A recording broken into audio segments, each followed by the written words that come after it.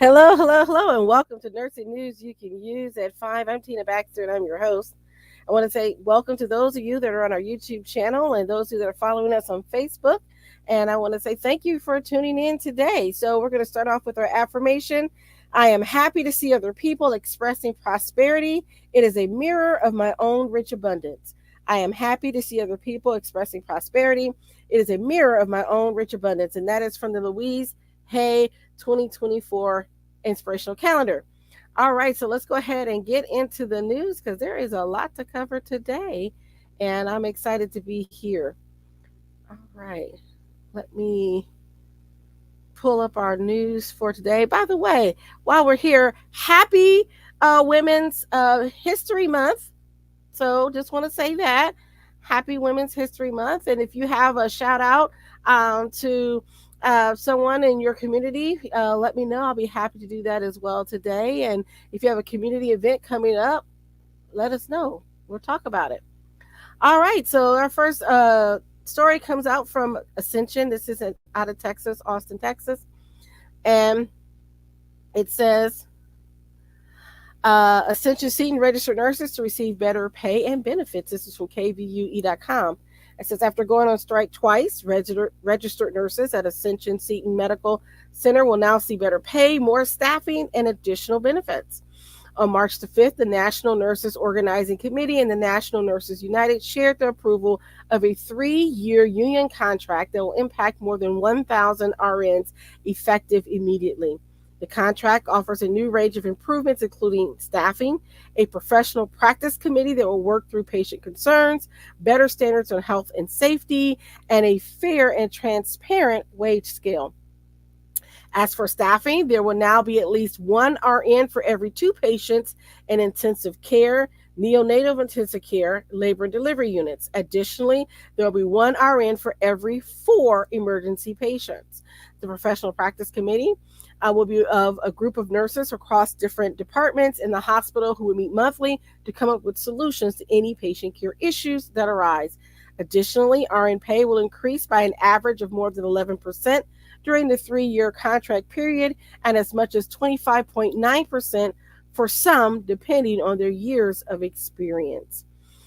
So I just want to say congratulations to those nurses to getting their contract signed and the concessions that they've gotten in their contract. Congratulations on that to both the hospital and for the union for those nurses. So if you want more information, you can head over and take a look at that. So that brings us to something that happened in Canada. So I just want to bring this up because hello to our Canadian listeners that are there. This is from the Vancouver Sun. And it says the BC announces new nurse to patient ratios for hospitals. I like to start off with some good news, not just always the terrible news, but this is some good news. So it says BC has established new nurse to patient ratios, the first of their kind in Canada, in certain hospital settings in a bid to retain and recruit nurses. Health Minister Adrian Dix said BC has led Canada in just about every category in the recruitment of nurses, but a rising population and health emergencies have put persistent pressure on healthcare across the province. Dix says we've got to take action to make sure that this is the best place in the world to be a nurse. That's our joint commitment, and that's what this announcement is about today. Dix said setting the standards would improve patient care in hospitals, reduce the risk of burnout for nurses, and strengthen BC's health workforce. It's part of a provincial commitment made last year during contract negotiations with the BC Nurses Union. To help support the staffing required, the province said it will be spending $237 million to help retain and recruit nurses. But with thousands of vacancies across the province, finding the nurses to meet the staffing standard would not be easy. BC United Health critic Shirley Bond said BC faces an enormous challenge with nearly 6,000 nursing vacancies. As always with the case with the NDP, the devil will be in the details and how long it takes to implement. So obviously she's the skeptical party. In a statement, the Hospital Employees Union spokesman woman Mina Brassard said the province should extend the rural incentives and staffing models of BC healthcare system. I just can't talk today for some reason, a little tongue tied. So we'll see what happens, but that's if you're in Canada, that's the first, I guess, in the Canadian market. So I just thought I'd share that and see what happens with that. So here's the other big story that everybody's been talking about. We covered a little bit of it last week, but I wanted to bring this up because there are more repercussions from the fallout from the cyber attack against United Healthcare. This is from the New York Times, and it says cyber attack paralyzes the largest U.S. healthcare payment system. The hacking that shut down the nation's biggest healthcare payment system, causing financial chaos that affected a broad spectrum ranging from large hospitals to single doctor practices. It says an urgent care chain in Ohio may be forced to stop paying rent and other bills to cover salaries. In Florida, a cancer center is racing to find money for chemotherapy drugs to avoid delaying critical treatments for its patients. And in Pennsylvania, a primary care doctor is slashing expenses and pooling all of her cash, including her personal bank stash, in the hopes of staying afloat for the next 2 months. These are just a few of the examples of the severe cash squeeze facing medical care providers, from large hospital networks to the smallest of clinics, in the aftermath of a cyber attack 2 weeks ago that paralyzed the largest U.S. billing and payment system in the country. The attack forced the shutdown excuse me. Okay. Sorry. I was looking at something else and it kind of got me. Okay. So in recent days, it says in recent days, the chaotic nature of this sprawling breakdown in daily, often invisible transactions led top lawmakers, powerful hospital industry executives, and patient groups to pressure the U.S. government for relief.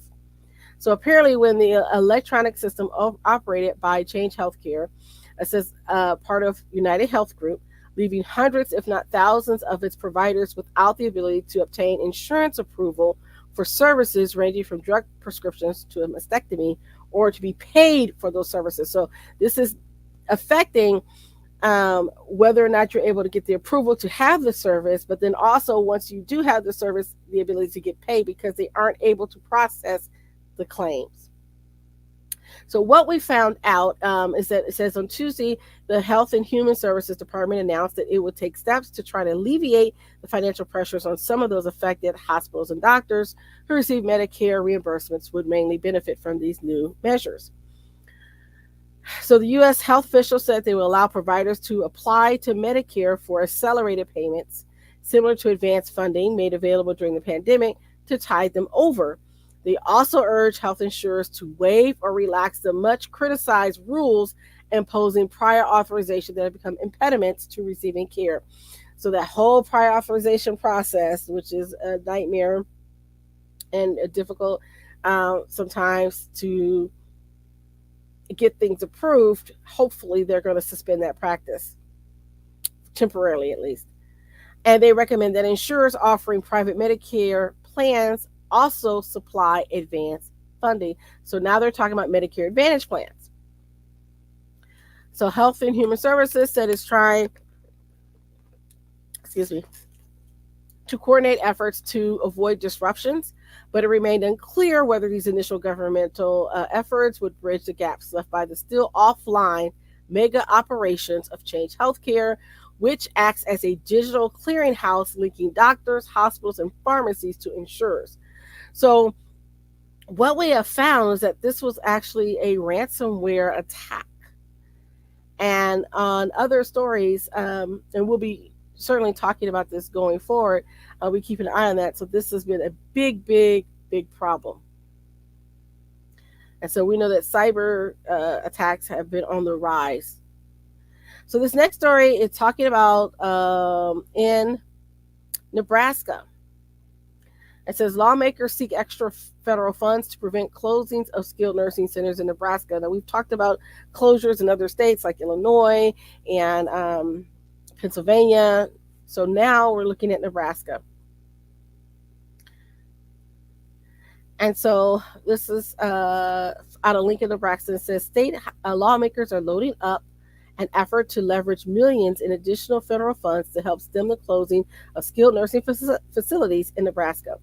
Under an amendment being drafted for State Senator Myron Dorn of Adams, the state would apply for higher reimbursement of patient care via the Federal Hospital Quality Assurance and Access Assessment Act.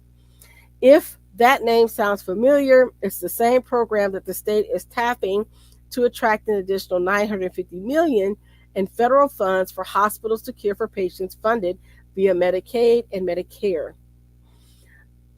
Dorn said that under the amendment, Nebraska could see nearly $24 million additional funds for nursing homes in the first year and $117 million in the second.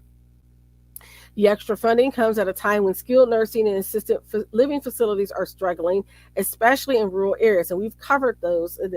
A lot of the rural homes, and it kind of started with the ones that are run by the local governments, communities, counties. Those county homes, we're starting to see that pinch, particularly with the pandemic and things that happened from there. Now we're seeing more of that across the sector in rural areas. So it says in the past 3 years, 12 nursing homes and 17 assisted living homes have closed in Nebraska due to lagging income and increased costs. The closings have left 15 of the state's 93 counties without healthcare facilities of some kind, leading the Nebraska Healthcare Association to label such areas as care deserts. Dorn says this will help keep some of our nursing homes open in rural Nebraska. Elmwood Senator Rob Clements, who chairs the legislature's Appropriations Committee, said the amendment fits with a recent call from Governor Jim Pillen to seek additional federal funds wherever available to fund services in the state. Clements says we're very low among all the states in accessing federal funds. Dorn credited a fellow member of the Appropriations Committee, Senator Christy Armendariz of Omaha, for pushing the idea, emphasized that the funds can't be used for assisted living facilities. Jaylene Carpenter, president and CEO of Healthcare Association, said Pillen's office reached out after a press conference last month about care deserts. That led to discussions of increasing reimbursement via federal quality assurance programs, which Nebraska nursing homes have participated in but not fully leveraged for more than a decade. So we'll see what happens with that story. But if you're in Nebraska, maybe there's a little ray of hope there for you. Okay, this next story, this is coming about from IU. So I don't know what to make of this one. This is from Indiana Capital Chronicle. So I'm going to let you decide, and you can chime in on this, but let's just talk about it. Okay, so it says IU Health CEO asks peers to donate to chambers to head off industry harm. An industry leader at one of Indiana's largest health systems urged fellow hospital stakeholders to donate to gubernatorial candidate Brad Chambers over competitors, saying he is, quote, deeply concerned about the next 4 years if one of the other candidates is our next Republican candidate for governor. The email also included directions on how to wire money to a policy nonprofit that doesn't disclose donors and has no contribution limits. Dennis Murphy, the CEO and president of IU Health, emailed 24 of his peers Sunday detailing a shared concern about actions from General Assembly leadership concerning hospitals, perceived mischaracterizations, and a fear that the upcoming gubernatorial election has the potential to make these set of issues even worse. One candidate has been willing to meet with our hospital and health system leaders and truly talk openly about the issues facing our state and our industry, Brad Chambers, Murphy wrote in a letter obtained by the Indiana Capital Chronicle from 2 sources. Specifically, Murphy points to U.S. Senator Mike Braun and Fort Wayne businessman Eric Doddins, and I'm sorry if I pronounced your name incorrectly, proposals as potentially harmful to the industry. The letter asks each large system, again quoting, to contribute $2,000 from each of their top 25 liters for a total of $50,000. Freestanding systems were directed to raise $2,000 from their top 5 leaders, or $10,000, though Murphy said he'd hoped that some organizations would do significantly more. IU Health said that the letter was a personal effort and that Murphy did not want to expound further, a sentiment Murphy repeated in a message from his personal email. So, again, I don't know what to make of this. Because on the one hand, I certainly support free speech. Um, but my concern is that the contributions, where the contributions are going, is that there's no tracking system for that. They don't have to report it. So I find that kind of interesting. And I'm just curious how they got a hold of the letter. And I'm like, all right, who shared it? Right? So there's a lot into this story. So I want you to go ahead and read it, but let me just on the surface, let me know what your thoughts are. It says, so they did a search, and they said a campaign finance search for Al Hubbard, the chair of Hoosiers for Affordable Health Care, found that $10,000 contributions each to Braun and Chambers. So they said the entity itself hasn't donated to the gubernatorial race. So we'll see. So there's other things in here. It says he didn't specify, meaning Murphy, about what the proposals from Dodden and Braun he disliked, but called Chambers a balanced in his approach. Chambers' campaign needed an infusion of cash to counter monies from Hoosiers for Affordable Health Care, which Murphy said had raised significant funds on behalf of candidates who would continue to push forward harmful legislation to hospitals and health systems. So I don't know exactly what those legislations are, and so that makes me curious, because I'm wondering if it has to do anything with, like, I don't know. I can only speculate, like, say, staffing and better pay for nurses or anything like that. And I would say that's what they're for. I don't know.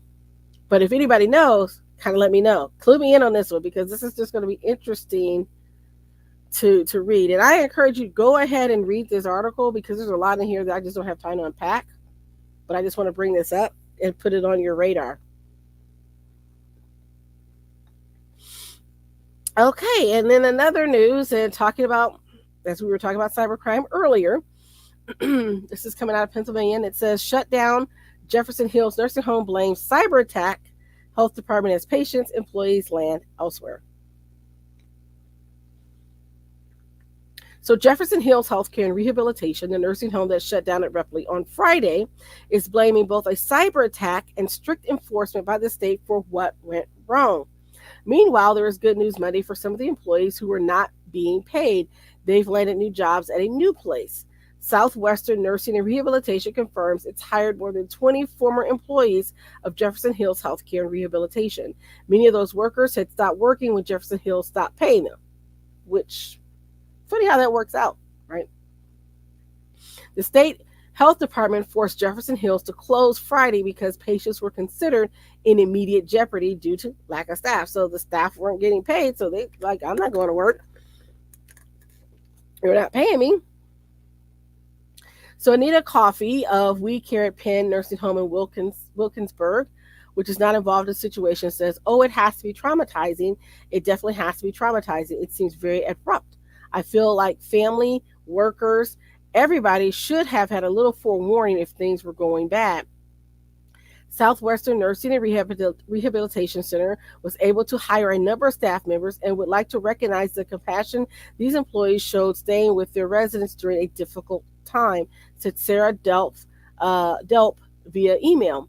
We also were honored to accept a number of residents and look forward to providing a smooth transition and excellent care and hospitality to enhance their ability to live well. As for the 45 patients who lived at Jefferson Hills Healthcare and Rehabilitation, Allegheny County confirms 35 of them are now at the County Kane nursing home locations in McKeesport and Ross Township. Others are at Southwestern or other facilities. In a statement posted online, Jefferson Hills Healthcare and Rehabilitation blames a cyber attack on a claim and payment clearinghouse owned by United Healthcare for worsening their cash flow. So again, there are more fallouts from this whole thing. It also complains that it has continuously been burdened with fines and threats from the DOH, which is the Pennsylvania Department of Health, who have been a consistent presence in our facility, resulting in a chaotic environment for both our residents and staff. It says admissions ban and restrictions by the state severely limited its cash flow. Coffee told Pittsburgh Action News 4 she drove from Wilkinsburg to Jefferson Hills Healthcare and Rehabilitation to offer assistance in placing patients, but was quickly turned away. I drove here to see if we could help or anything like that, and they were pretty abrupt and told me everyone was taken care of and already placed. Basically, they didn't want me here. So this is a full statement from Baltimore Health Group and Jefferson Hills Healthcare Operating, LLC. On February 21st, 2024, a cyber attack occurred on a crucial claim and payment clearinghouse named Change. United Healthcare, the parent company of Change Healthcare, confirmed in the statement that a ransomware group gained access to its database. Change, after consultations with law enforcement and cybersecurity experts, were able to identify the source of the breach and made the very difficult decision to shut down its billing and payment platform. This disconnect has affected almost every skilled nursing facility nationwide, including Jefferson Hills Healthcare and Rehabilitation Center.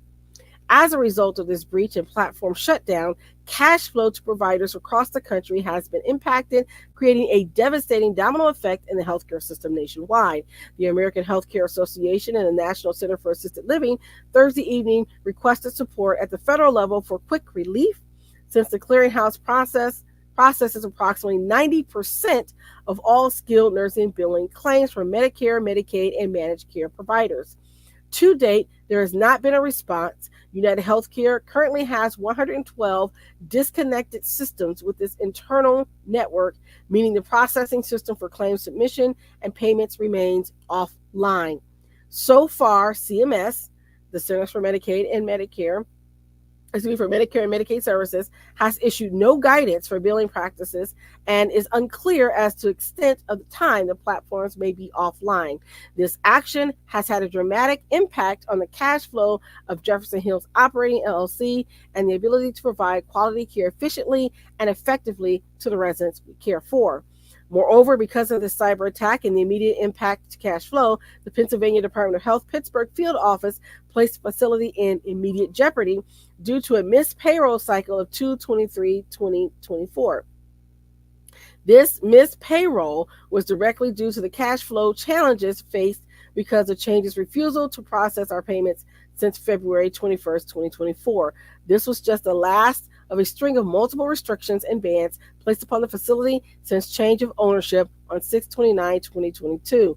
Since the change of ownership, the facility has been victim to, quote, G-level deficiencies resulting from incidents occurring under the prior owner's time frame. We have continuously been burdened with fines and threats from DOH, who have been a constant presence in our facility, resulting in a chaotic environment for both our residents and staff. Through November 2023, the facility has benefited from a stabilized management team, and we were poised and excited to move Jefferson Hills Healthcare and Rehabilitation Center forward. However, an admissions ban was then placed on the facility for a period of 3 months. The facility nursing home administrator contacted the Department of Health numerous times before Christmas regarding the ban and was told they would be in contact after the holidays to discuss lifting the ban. Unfortunately, DOH further continued the ban without providing any reason.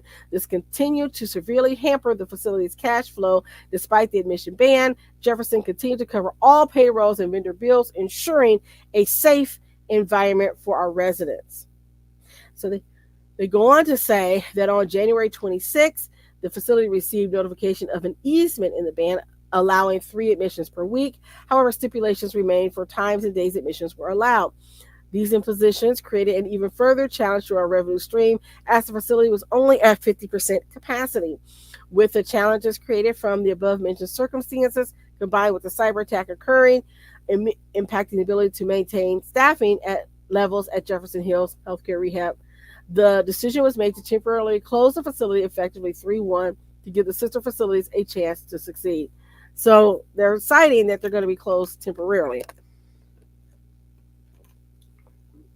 This was not a decision we wanted to make, as our primary goal was to create a home-like environment for our residents, a stable place of employment in our community, and to support our local health care providers. We truly hope that the local, state, and federal officials will take swift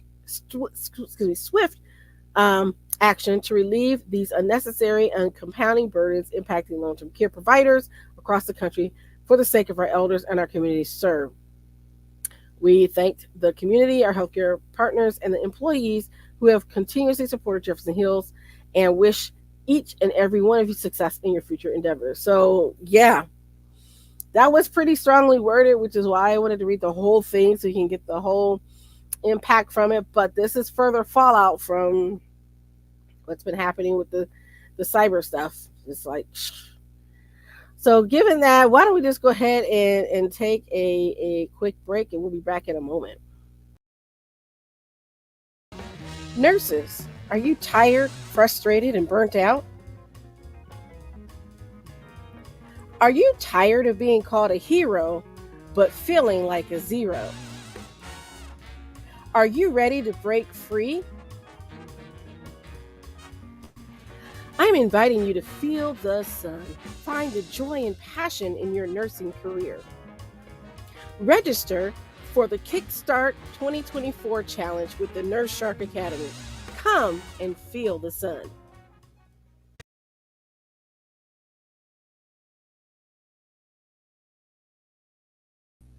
Okay, and we're back.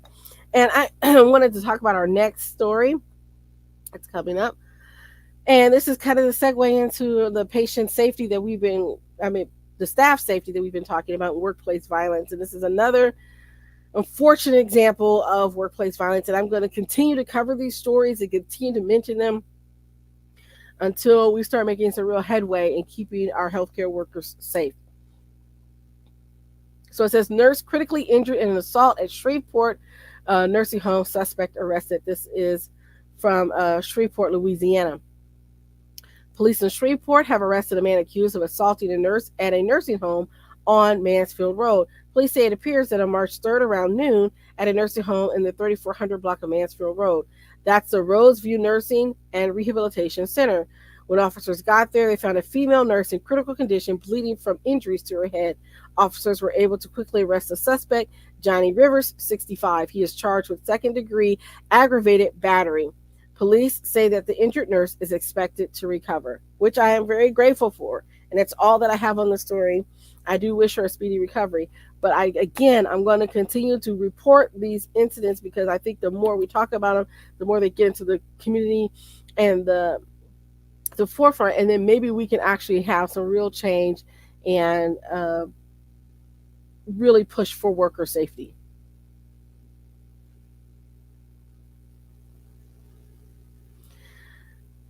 Here we go. Let's talk about nursing homes again. This is in the Twin Cities. Janitors and nursing home workers launch a strike. Thousands of commercial janitors in the Twin Cities launched a 3-day strike on Monday, March the 4th. More than 4,000 janitors who clean Twin Cities high-rises, housing Minnesota's biggest corporations, began a 3-day unfair labor practices strike across 100 buildings on Monday, with airport janitors set to join them on Tuesday as they seek higher wages and retirement benefits. Meanwhile, nearly 1,000 nursing home workers at 12 facilities will strike for 24 hours starting Tuesday morning. So that was as of yesterday, as they seek a $25 an hour minimum wage. The strikes are part of coordinated threats of work stoppages across industries that have already yielded deals in the past week, guaranteeing significant pay raises for union security guards, janitors in big box stores, and public works employees for the city of Minneapolis. Around 3,700 St. Paul public school teachers and hourly workers have said they'll strike starting March 11th.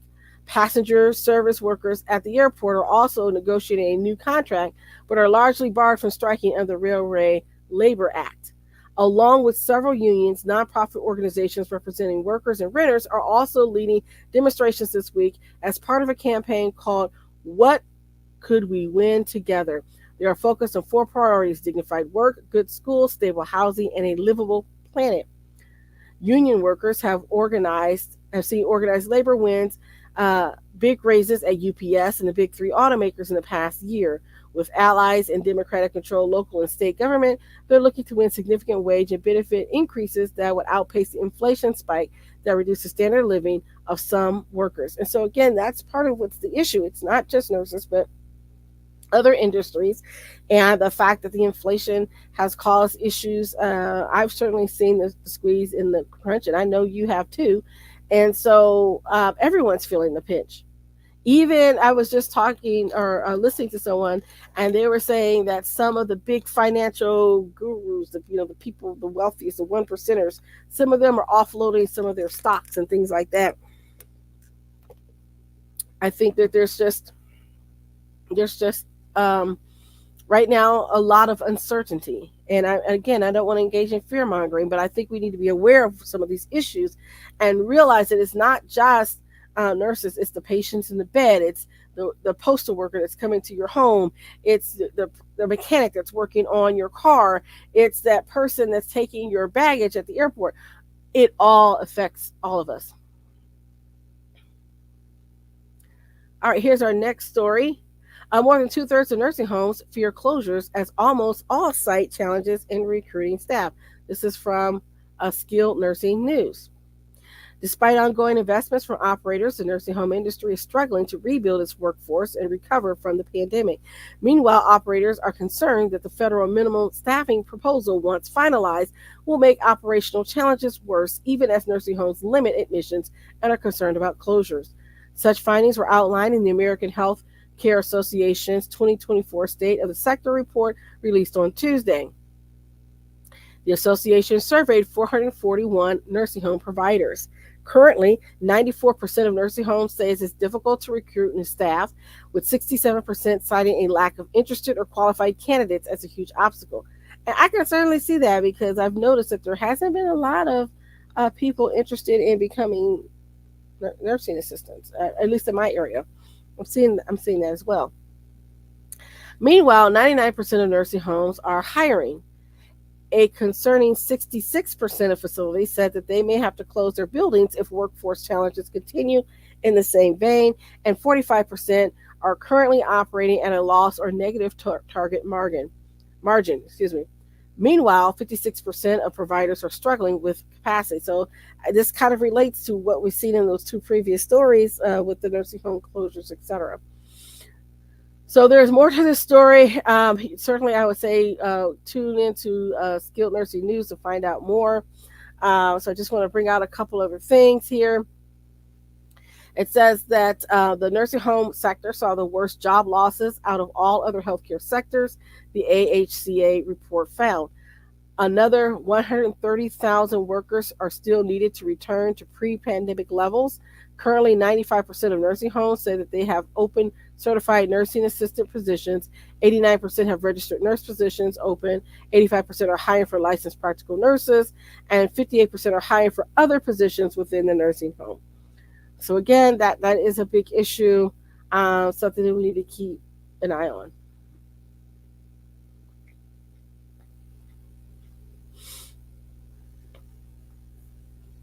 Okay.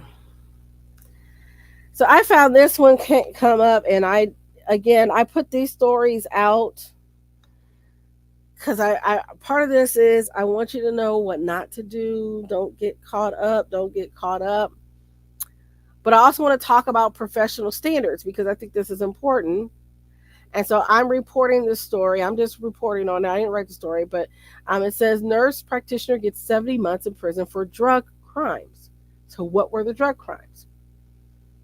Danielle Simonson, a 52-year-old nurse from Fort Anne, New York, was sentenced to 70 months in prison today for illegally distributing controlled substances outside of professional medical practice. According to the U.S. Attorney's Office for the Northern District of New York, Simonson pleaded guilty to distributing opioid, hydrocodone, and oxycodone, benzodiazepines, such as clonazepam, diazepam, and lorazepam, and the stimulants amphetamine, Adderall, and methylphenidate to friends and acquaintances between 2020 to 2022. And can I say that when I became a nurse practitioner, I immediately let all of my family and friends know that you will not be getting prescriptions from me, so do not even bother to ask. That was just No, I just said it outright. I just said it. So this is what they said happened. It says Simonson admitted to distributing these highly addictive controlled substances for no legitimate medical purpose. This is what I'm saying. Nurses, I know you want to help. I know you see that family member that's suffering, that friend that's hurting. I get it. No. No means no. Go have them see their primary care provider or whoever to give them a legitimate prescription. Her actions went against professional medical standards and ethics that nurses are required to follow. Prosecutors allege that Simonson prescribed oxycodone, an opiate painkiller, as well as methadone and alprazolam, known as Xanax, without properly evaluating patients or their medical needs.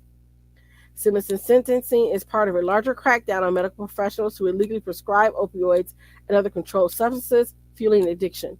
Law enforcement agencies have targeted pill mills and negligent doctors and nurses who overprescribe addictive painkillers. As part of her sentencing, Simonson's nursing license has been permanently revoked by the New York State Board of Nursing. She will no longer be allowed to practice as a nurse. I say this is please, this is from nurse.org. Please, please, please, nurses, do not get caught up in this. That's why I'm saying you have to make sure you're following those ethical practices. No curbside consults. It's important. And we're seeing this more and more that they are coming after individual prescribers, and you need to be very careful about these things. Okay.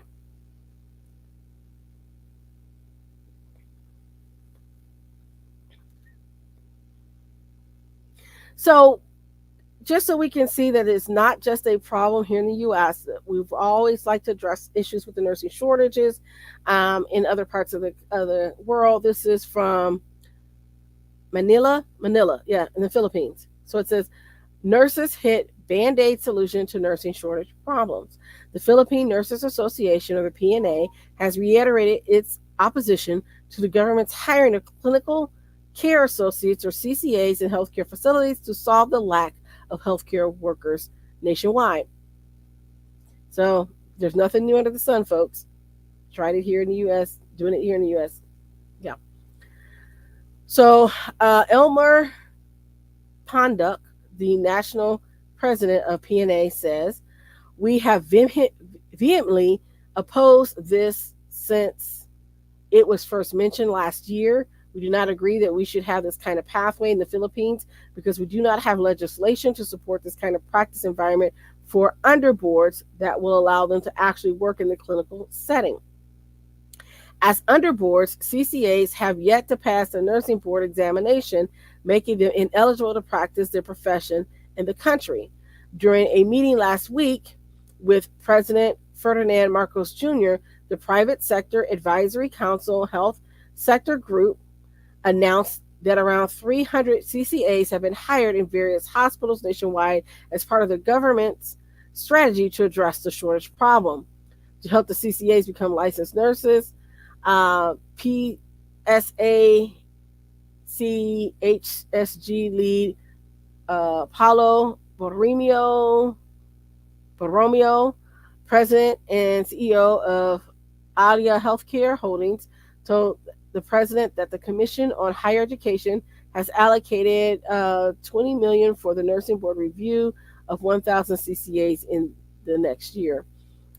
So, according to this, Bondoc called the program a Band-Aid solution to the problem faced by the healthcare sectors. The PNA has been vocal in urging administrators to make a genuine and substantial investment in the nursing sector. They said this is not addressing the root cause of the nursing shortage in the country. We have many licensed nurses, but only a few are working in primary healthcare facilities because the government is not providing attractive opportunities for them to return to the profession, and that the current system does not have a retentive capacity to make nurses stay in the country. I mean, we have a lot of Filipino nurses that come to the U.S., and so U.S. and other places, Britain, we're recruiting them. And so this is the same problems. It's just Different countries, same problems, same issues we've been reporting here in the US. So I say this not to discourage you, but to encourage you, to let you know that nurses, you are not alone. Okay. This is another story. This is on the healthcare front that I thought this was interesting. And this is talking about the VA. I just happened across this article, and I thought this was interesting. It says VIP health system for top U.S. officials risks jeopardizing care for rank and file soldiers. Let's talk about it. Top U.S. officials in the Washington area have received preferential treatment from a little known healthcare program run by the military, potentially jeopardizing care for other patients, including active duty members, according to the Pentagon investigators. White House officials, senior military, and other national security leaders, retired military officers, and family members have all benefited. The Washington elite could jump the line when filling prescriptions, book appointments through special call centers, and receive choice parking spots and escorts at military hospitals and other facilities, including Walter Reed National Military Medical Center in Bethesda, Maryland, according to the Pentagon's Inspector General. Through a unit at the White House, government personnel were routinely allowed to receive treatment under aliases, providing no home addresses or insurance information. For some of them, the care was free, as Walter Reed had no way to bill for it or waived charges. The so-called executive medicine program was described in a report by the Pentagon's Inspector General released in January. The investigation drew extensive media attention for spotlighting a history of loose prescribing practices and poor controls of powerful drugs, including opioids, in the White House Medical Unit, a military outfit that attends to the president, vice president, and others in the White House compound. But the White House Medical Unit is just the tip of the broader executive medicine program intended to provide VIP treatment to senior government and military officials. Though the program is meant largely to accommodate top officials' busy schedules, the privileges have followed many patients into retirement. According to data from late 2019 and early 2020, the Inspector General reported 80% of executive medicine population in the nation capital region were military retirees and members of their families. Some facilities were, quote, provided access to care for executive medicine patients over active duty military patients that had acute needs, which added that prioritizing medical care by seniority rather than medical need increased the risk to health and safety of non-executive general patient population. Oh, okay, so all right, it gets into a lot. It says much of the report was written in past tense, leaving it unclear whether all the practices described continues. But before the report was made public, the draft was under review by the White House Medical Unit for more than 3 years. From May 2020, when Donald Trump was in office, to July 2023. The delay isn't explained in the report, and White House spokespeople didn't respond to questions for the article. I wonder why. A spokesperson for the Inspector General's office, Deputy Assistant Inspector General Raisha Kesley, declined to elaborate on the report. A spokesperson for the Pentagon, James B. Adams, also declined to comment. In response to the Inspector General's report, a Pentagon official said that there were, quote, new procedures already put in place by the White House Medical Unit. The report didn't detail those changes. So according to this report, it says the Walter Reed's executive medicine program caters to the, quote, time, privacy, and security demands of leaders' jobs, the hospital says on its website. The Inspector General's report makes clear that the program has, at times, provided extraordinary privileges to the government's most elite officials. For example, one unnamed executive medicine patient asked to have a prescription for an unspecified controlled medication refilled 2 weeks early and complained when pharmacy staff at Fort Belvoir Community Hospital said that wasn't allowed. Hospital leaders told hospital staff to fill the prescription as requested. According to the report, the staff said the task required an estimated 30 hours of extra work. Controlled medications are subject to abuse, and some, such as opioids, can be addictive. Defense Department health policy calls for minimizing the use of opioids and prescribing them only when indicated. A spokesperson for the Fort Belvoir Hospital, now known as Alexander T. Augusta Military Medical Center, said every patient is seen through the same lens and treated with the care they deserve.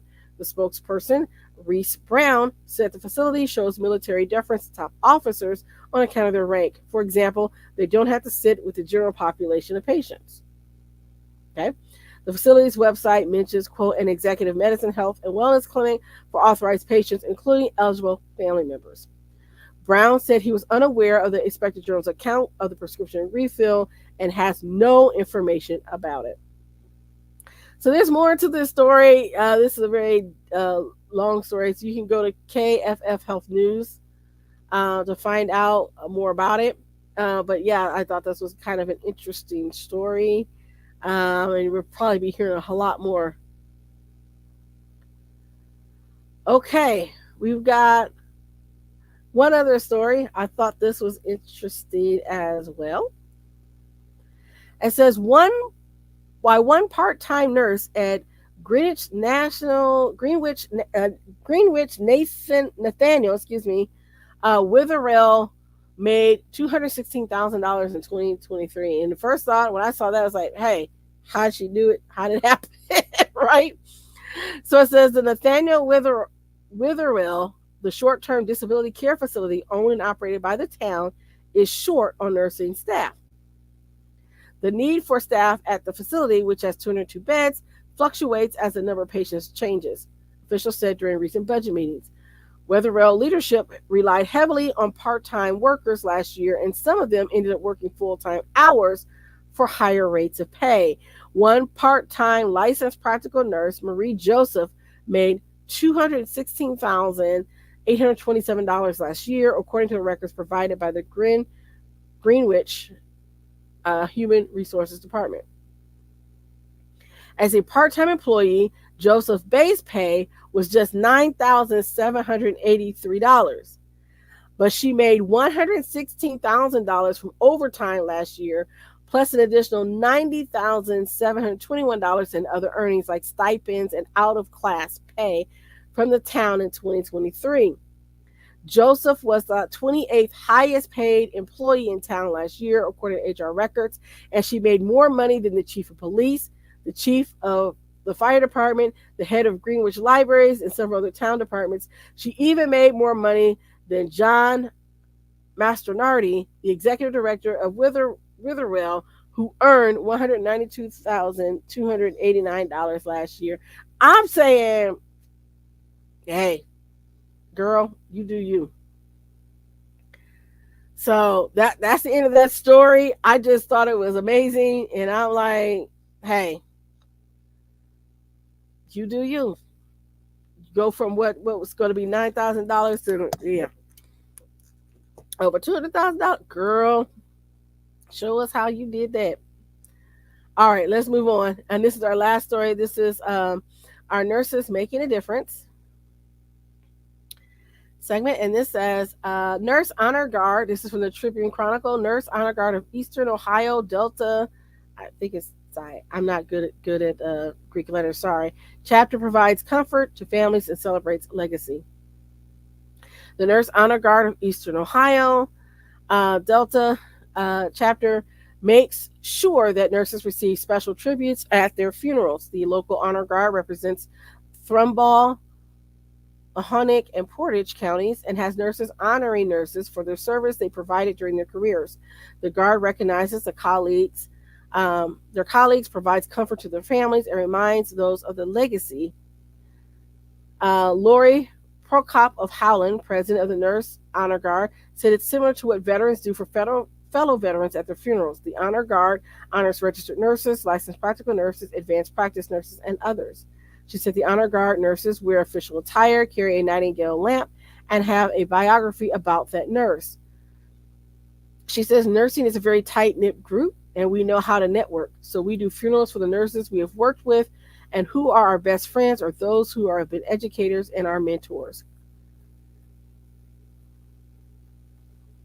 Proka said at the end of the funeral service, a call of that nurse's name occurs. She said the Nurse Honor Guard started performing tributes at funerals in July of 2022 and have conducted 33 so far in Trumbull County. Now, we also have an honor guard, for those of you who don't know, here in Indiana, and particularly here in Anderson, and they will attend the funeral of a nurse. The Honor Guard has 21 members from 4 different hospitals. The Honor Guard closes the last few minutes of the calling hours when a biography of that person is presented during the Nightingale lamp service, and the family is given a white rose, which shows the dignity for the nursing profession. And so I think that's wonderful, and I have participated in some of those honors. In one in particular, we had a special ceremony for one of our Anderson Black Nurses members who passed, and I do remember that we had another where the Black nurses attended the funeral of a nurse, and the honor guard was present, and we as Black nurses were all standing when we wear our sashes. So every honor guard may do it a little bit differently, but there are about 250 nurse honor guard chapters across the United States, and so I think that's great. So thank you to those that are serving as honor guards for the fallen nurses, and I want to thank you for your time and dedication to this project, and you are all our nurses making a difference. Okay, so this ends all of our news for today. I'm going to leave you with a couple of final thoughts. We have some things that are coming up, some great things that are happening. I wanted to talk to you about our other show, the Nurse Shark Academy show. So we're continuing season 2 on our podcast, and I have to tell you, it's really great. And I want to thank everyone for helping us reach that 1,000 downloads or more on that show. And so that has allowed us to do some great things, like start a program where you can support us and help us to continue to bring you great content, upgrade equipment, maybe also provide us a way to get the word out more to other platforms for the Nurse Shark Academy show, and also for the Nursing News You Can Use show as well. So please hit us up on our Patreon page. You can start supporting us at just $1 a month. Hey, we'll be grateful for anything you do. Just hop on over there on Podbean and make it happen. So all right, and so I'm going to give our last little information out here, and I've got a couple other things to share with you, and then we'll come back. Nurses, are you burnt out, frustrated, looking for something new? Are you looking for more? Nurses, are you ready to feel the sun? You will dream big and expand your consciousness as an entrepreneur. Your nursing license is your key to freedom. Join the Nurse Shark Academy at the nursesharkacademy.biz today. Okay, and I have to say, I have fun making that. That was a fun little commercial that I made. So I want to thank you for tuning in, and thank you for following us. And thank you for those that are watching us on our Facebook, and those of you that are on YouTube. Please don't forget to like our videos, share our videos, and subscribe, and ring the notification bell so that you'll know when our next episodes come out. We come here live every Wednesday at 5. And I do want to quickly say that I may not be on here particularly right at 5. It depends on what happens. I do have a case that's maybe going forward. So I may be in court as a legal nurse consultant. Working as a legal nurse consultant. So I just wanted to share that with you. All right. That's it for us. And I'm going to say bye-bye for now.